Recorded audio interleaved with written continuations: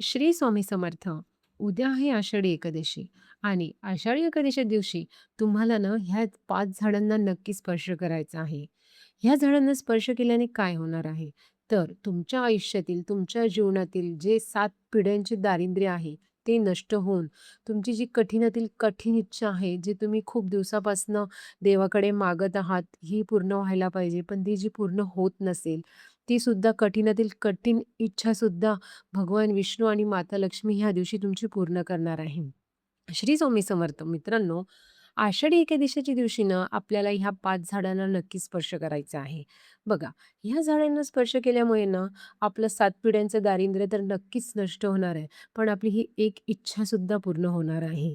तर बघा, ही 5 झाडं म्हणजे कुठली? तर त्यामध्ये सगळ्यात पहिलं झाड जे आहे ते म्हणजे पिंपळाचं झाड. बघा, ह्या दिवशी आपल्याला जमत असेल तर पिंपळाच्या झाडाला जाऊन पिंपळाच्या झाडाची पूजा करायची आहे आणि तिथे नमस्कार करून यायचे आहे. त्याचबरोबर आपल्याला या दिवशी ना शमीच्या झाडाची सुद्धा पूजा करायची आहे. शमीचं झाड जे असतं ते सहजासहजी म्हणजे प्रत्येकाकडे अवेलेबल नसतं. जर तुम्हाला जिथे ते दिसेल तिथे जाऊन तुम्हाला त्याची पूजा करायची आहे. तसेच त्यासोबत आपल्याला बेलाच्या झाडाची सुद्धा पूजा करायची आहे. बेलाचं झाड जे असतं ना, तिथे जाऊन आपल्याला तिथे दिवा लावायचा आहे, तिथे पूजा करायची आहे. एक बेल तोडून आणून आपल्याला भगवान विष्णूच्या चरणी अर्पण करायचं आहे. आणि याच दिवशी आवर्जून आपल्याला तुळशीच्या झाडाची सुद्धा पूजा करायची आहे. बघा, तुळशीचं झाड हे प्रत्येकाकडे असतंच आणि दररोज आपण तुळशीच्या झाडाची ही सकाळ-संध्याकाळ पूजा करीत असतो. तुळशीकडे दिवासुद्धा लावीत असतो. पण ह्या दिवशी आपल्याला विशेष पूजा करायची आहे. म्हणजे काय? सकाळ किंवा संध्याकाळ, शक्यतो तर संध्याकाळी तुम्हाला आहे ना, गाईच्या तुपाचा दिवा तुळशीजवळ लावायचा आहे पंथीमध्ये आणि तिथली जी मंजुळा असते, तुळशीची मंजुळा किंवा तुळशीचं पान हे आपल्याला तोडून भगवान विष्णूच्या चरणाशी आपल्याला अर्पण करायचं आहे. हे असे केल्याने ना भगवान विष्णूची तुमच्यावर कृपा प्राप्त होते मित्रांनो.